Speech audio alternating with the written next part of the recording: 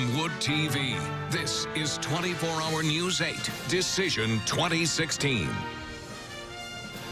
Now at 11, the race for the White House is staying tight. Donald Trump is ahead, but things are still close to call in a couple of states, including Michigan, a state that could change the whole race.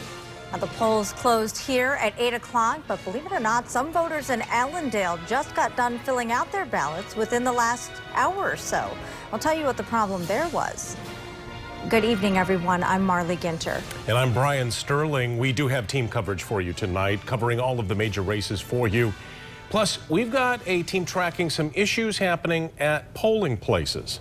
But first, we want to go to our political reporter, Rick Albin, for a look at the latest numbers. All right, Rick, where do things stand now? Well, we just added some more states over here for Hillary Clinton, and I can't be sure that I've updated all of these. John, you can tell me if that number is about right. California, Oregon, and Washington all being projected now for Hillary Clinton. There is no surprise there. We knew that that was going to happen. So what does that do? That takes Clinton up to 205 electoral votes. Donald Trump still at 168. So what's important? Florida, Georgia, North Carolina. Pennsylvania's a big one. What about Michigan and what's going on there? Well, that's something we may know better than even the folks at the national level do. So let's take a quick look at Michigan so we can see where we are right now. In the overall, with 36% reporting, it has tightened up 46 to 39. And here's what I want to know. I want to know what's going on in Macomb County. Let's see if we can get any answers over there, because they have not been reporting. 15% reporting.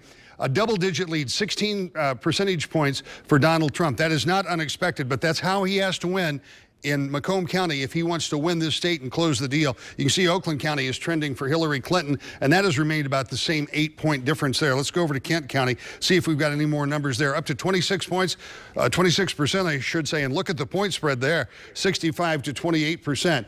And so that's what we're looking at right here. Obviously, Ottawa County will go relatively big numbers, I would guess, for Trump, 64-31. So here's the corridor where it has to happen. I know some folks have been looking over at Eaton County as well on the national level to see exactly where that's coming out. And that's actually Ingham County, which is no surprise. And Jackson. All of these are trending close enough. Eaton County at 58 to 35. Most of this should be Trump territory on up through here. So where we are right now, 46, I'm sorry, this is actually Eaton County. Let me go to the overall numbers so we see where we are in Michigan. That should change it back at some juncture. There we go. 48%, 49 to 46. And as you guys just pointed out, Michigan could end up being big. 16 electoral votes. We've got all those other really tight states. You lose in North Carolina, you might backfill with Michigan. You turn a blue state red. And that's what they've been trying to do. That's what they said they wanted to do. That's what they said they had to do. And consequently, that's what they have tried to do. That's why we were up at 1 o'clock this morning listening to Donald Trump downtown Grand Rapids. And we'll see what kind of an impact it had. Right now, at least in Kent County, he's doing pretty well. After this evening, that feels like a week ago. It really All does. right. Wait till 3 o'clock in the morning. I'll tell you, it might come down to that. Rick Albin. All right. Watching that race here in the state. A polling place near Grand Valley State University tonight, a bit overwhelmed with students who came in to vote. That's right. 24-Hour News 8 Ken Kolker is there live tonight after talking with students and officials. So, Ken, what happened? Now we're in Allendale Township where election workers literally just walked out the door. Now that's because the last ballots were cast at 9:30 tonight. Some voters had to wait 2.5 hours to cast those ballots. I thought it was pretty frustrating, but we were playing like games throughout, and like there was candy, and I mean we found ways to entertain ourselves, but yeah, it was pretty frustrating. Not only did many wait for 2.5 hours, but we're told that some actually left without voting. It's not clear how many.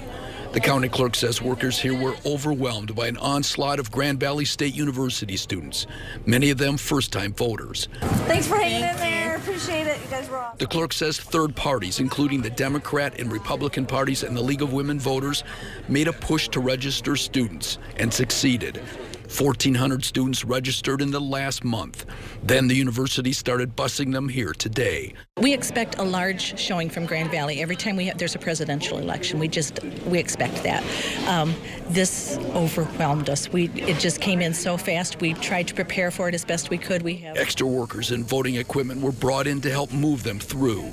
So we tried to get them through as fast as we could. People have been so patient waiting. These 3 Grand Valley students say they were recently registered to vote by the Democratic Party. party. All three voted for Hillary Clinton. Honestly, I think it was worth it. I'm not that frustrated. I mean, I'm a little mad that it was 2.5 hours because we're college students and we have things to do, but I feel like it was worth it.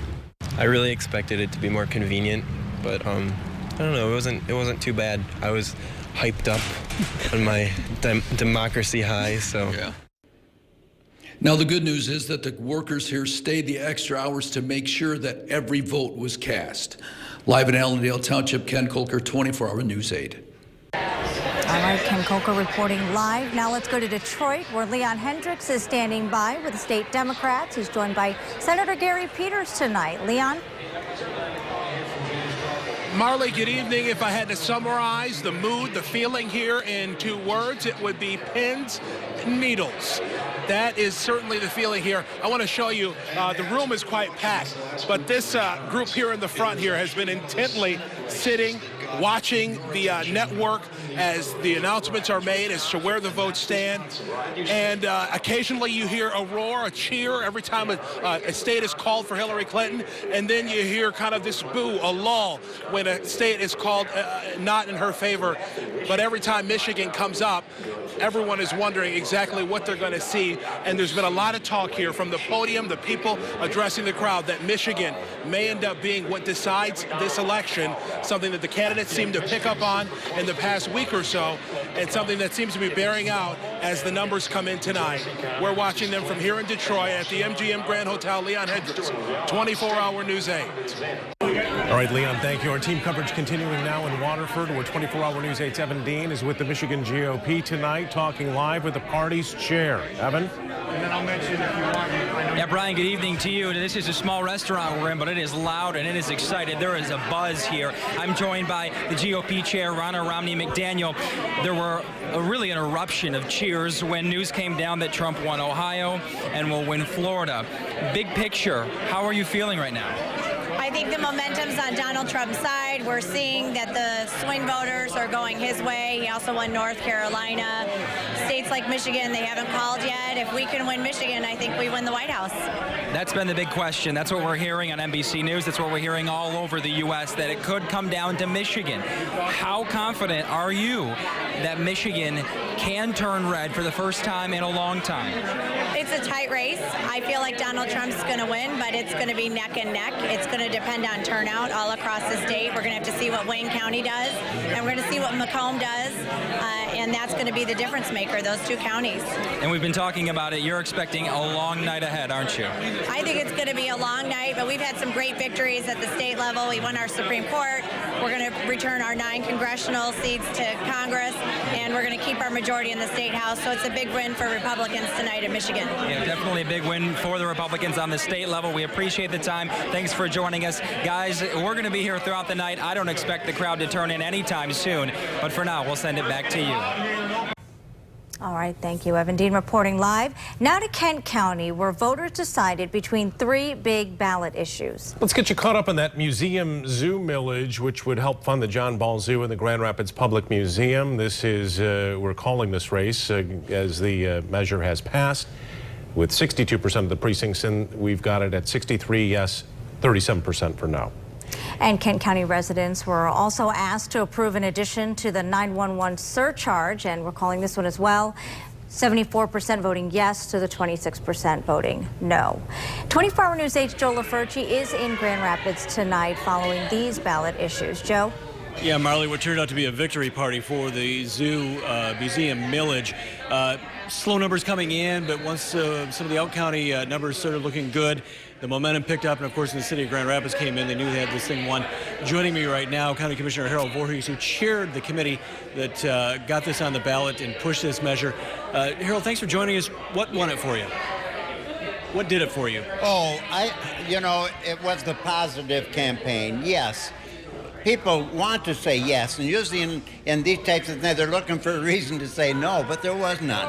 And I think that jingle, who will ever forget about "You're not through till you vote for the zoo" and the museum? It just added to the enjoyment of saying positive things for our community, the positive that the voters would invest in these two awesome institutions to make sure that we serve the community today and for the generations to come, just like those who founded both of these entities. And when will we see this money put to work?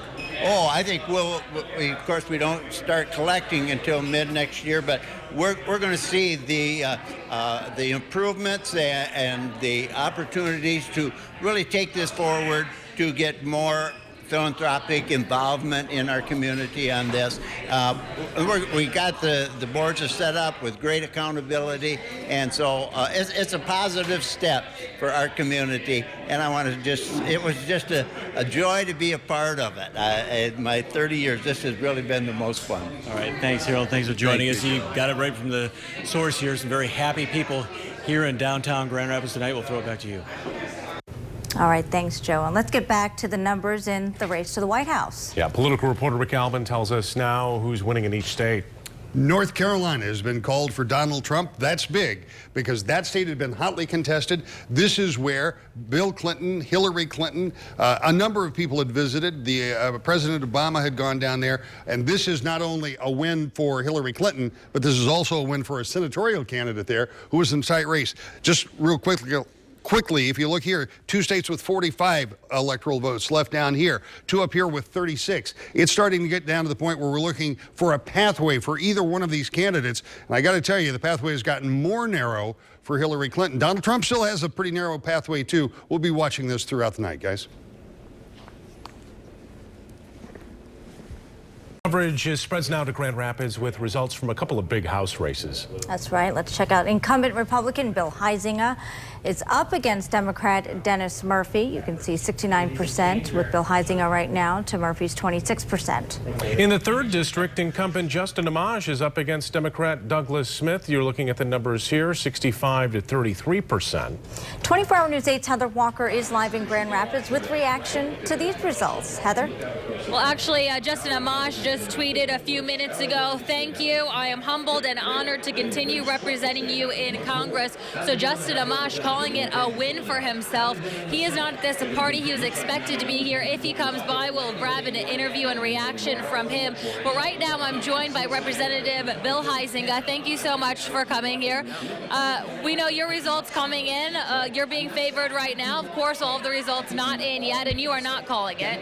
Well, we can do it right here, right now. I think that the numbers that we've seen look very, very good. Ottawa County was very strong, and the numbers that are just coming in out of Walker and some other areas look very, very good for us. So we feel confident that we've won. All right, so you are calling it. Now, more importantly, the presidential race, that's what everyone's watching closely right now. Of course, the numbers for Michigan have not come in yet. We saw Ohio, we saw Florida, some of these big states. What do you think is in store for Michigan? Well, Florida, North Carolina, Ohio. Ohio is a harbinger for Michigan. And we know recently that Donald Trump was outperforming traditional Republicans in Southeast Michigan and underperforming here in West Michigan. That's why I believe they were here last night in Grand Rapids. And it was time for traditional Republicans here, conservatives here in West Michigan, to decide whether they were going to come home and vote for the candidate of their party or stay home. And it looks like they came out in big numbers and voted for him. And so that looks good. If he wins Michigan, I believe he wins the White House. And welcome back to our live coverage of Decision 2016 as we approach 11:30 in the evening. The race for president in Michigan still too close to call. Hillary Clinton leads the electoral count 209 to 187. Now our team coverage continues with Republican U.S. Representative Fred Upton winning re-election in the 6th District tonight. He has been a critic of his party's leader, Donald Trump, who could pull off the upset tonight. And Representative Upton is live with our 24-hour News 8, Sarah Hurwitz, right now. Sarah? Well, that's right. He just finished up giving a thank you speech, just thanking everyone for taking part in and helping with his campaign. But really now, eyes are on the presidential race. You mentioned in our last interview, no surprises. How are you feeling now?